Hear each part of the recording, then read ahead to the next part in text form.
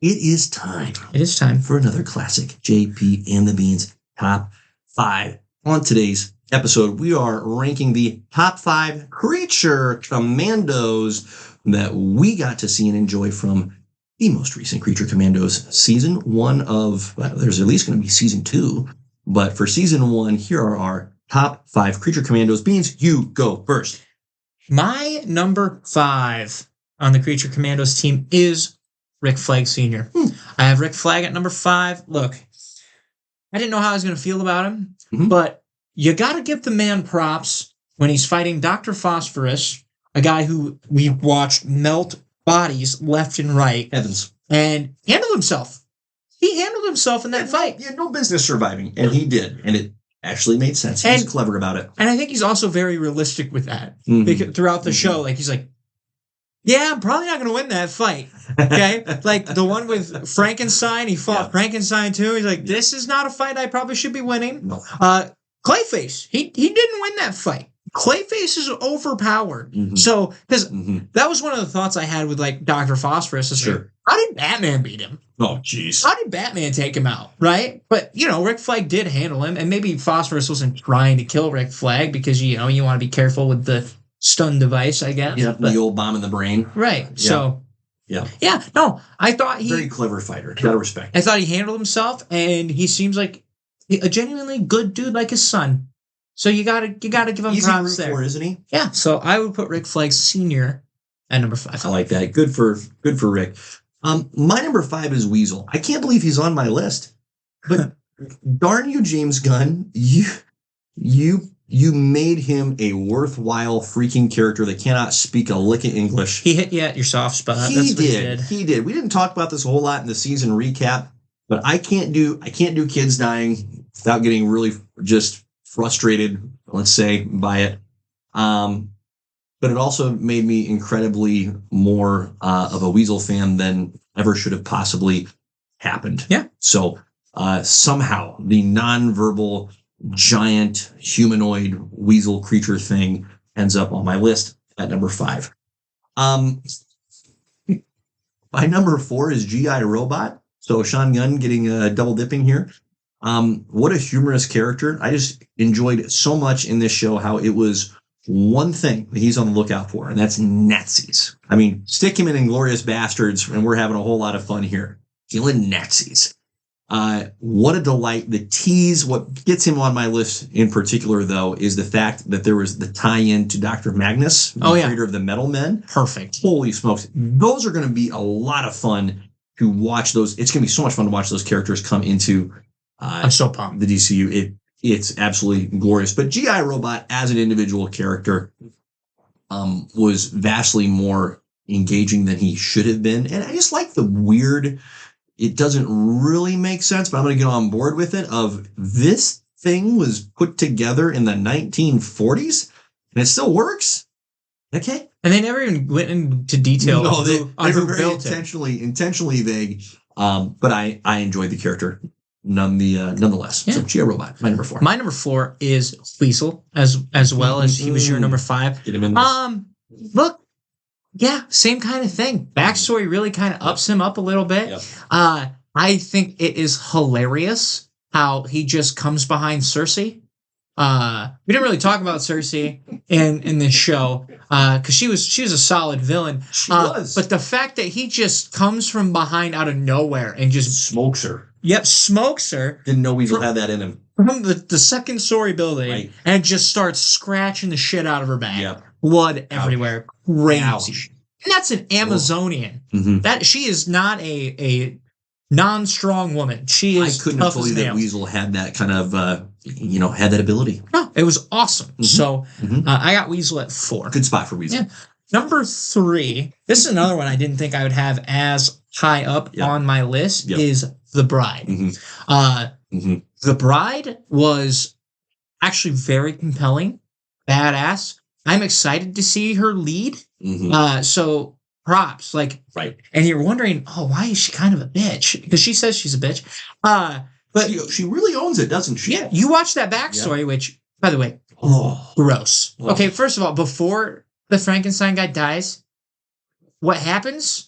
Gross. icky. That scientist guy, okay, gave up his wife and kids for a dismembered corpse. Okay, gross, disgusting. Okay, he honestly, it was done a favor when he was murdered. Okay, 100%. That guy does not have a right to live. In my opinion, he needed to be done. No, it was over. Yeah, he's out. You wrote yourself off. That was a crime. That was a crime against nature. You did this to yourself, sir. So, but for her to be that, and then I think it's hilarious that it just shows through the decades Frankenstein chasing after her. It's just so funny. So, no, I have her at 3. I love that. Yep. Staying on the Frankenstein theme, Frankenstein is my number 3. I'm just delighted that his character, that James Gunn, infinite number of hat tips to you, but this character in particular deserves a real shout out because it'd be so easy and logical and sensible for Frankenstein to be a Solomon Grundy, mindless, smashes stuff, hard to kill. But instead, he's this lovesick romantic who has a not small part of his self-awareness isn't in existence and never will be, like, actually can't be developed. And so there are countless awkward statements, actions. It's weirdly humorous. Like, it's very depressing, but also weirdly humorous that he murders the old woman that, like, horrifying, cares for him after his initial break from the bride and Dr. Frankenstein. And yet it fits with the inherently violent nature of his character, and yet he's very caring. He's just convinced that the bride loves him and they're just going to unite and be so happy. And as you stated, the decades long flashbacks that we get through various scenery and times in history, incredible. He should not have been worth a darn, and yet he was so funny and entertaining. He just took the dog too. Oh, isn't that funny? Also, he just takes the dog. Had the dog with him. I love that he thought Rick Flag was his best friend. Oh yeah, how quickly that happened. That was incredible as well. And Rick's got to be like, well, if I say no, I'm dead. So yeah. So Frankenstein is my number 3. My number 2 is Dr. Phosphorus. What for nothing else, just the fun skill set.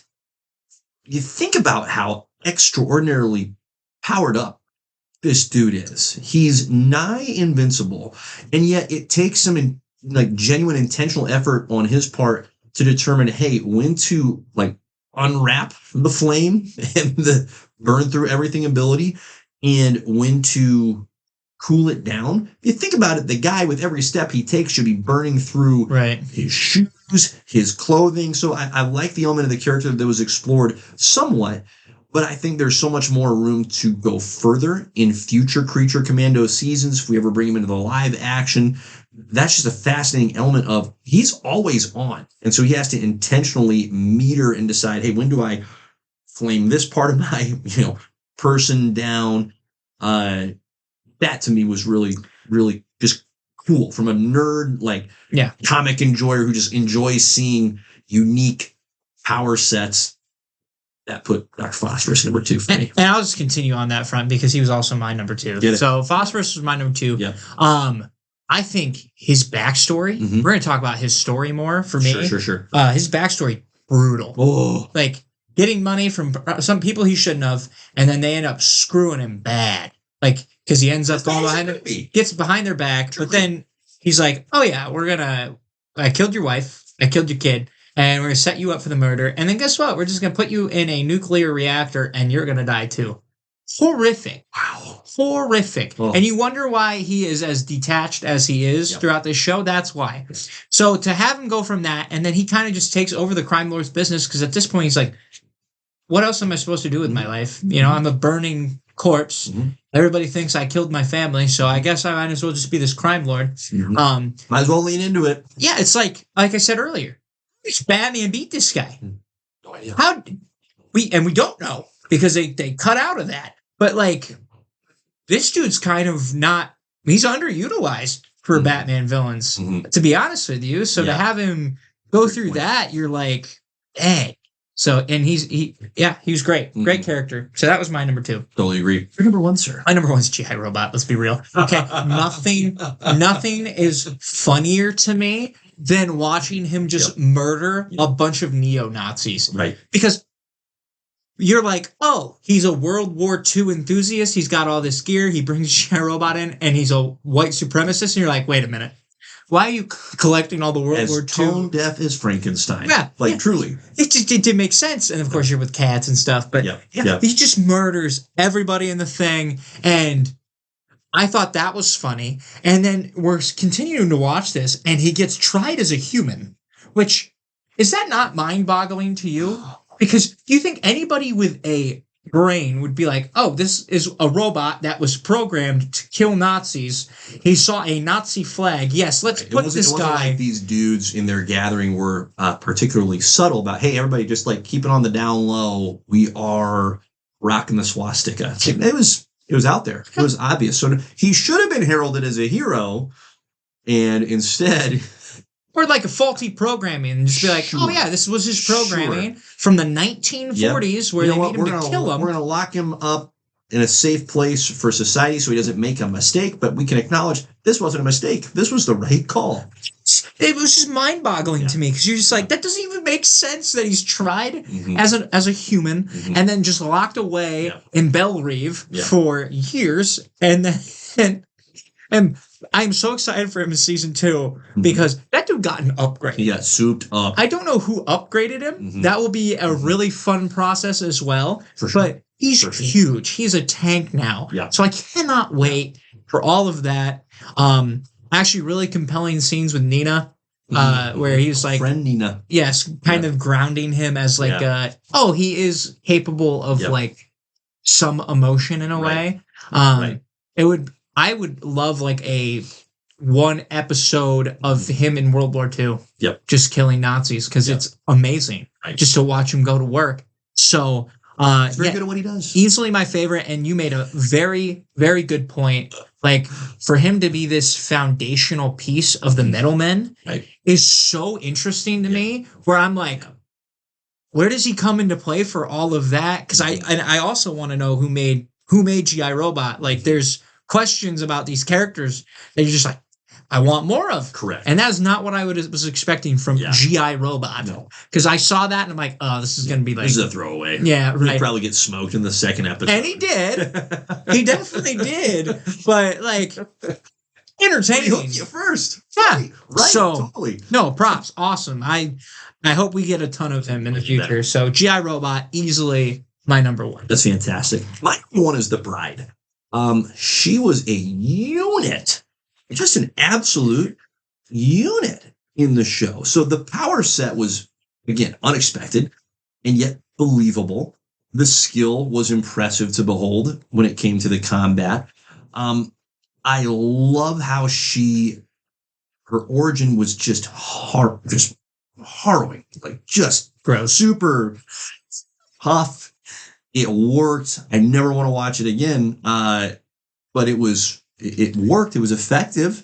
I love how by the time we get from where her character started to where we are encountering her, she has developed not only the physical skill set that comes inherent with her point of origin, but she's developed the mental wherewithal to be able to read people very well. And she's able to solve the mystery that we're left with at the end of the show of who's pulling the strings. And turns out it's more than one person. And she's able to put all those pieces together, literally execute the problem. Beautifully. Beautifully well done. Gosh. Oh my gosh. And I would greatly enjoy, as the DC cinematic universe unfolds, to see obviously more of her in the Creature Commandos, but how about like a Justice League arc branch with her having a very real role to play? Because that's interesting. That's worked so well for DC Comics to have your primary Justice League, but then to have the Justice League dark branch. That's with a good Constantine, with Zatanna, and with various, whether it be Frankenstein or and she'd be perfect for it. She would be absolutely perfect. So for me, The Bride was numero un. Awesome. There you have it.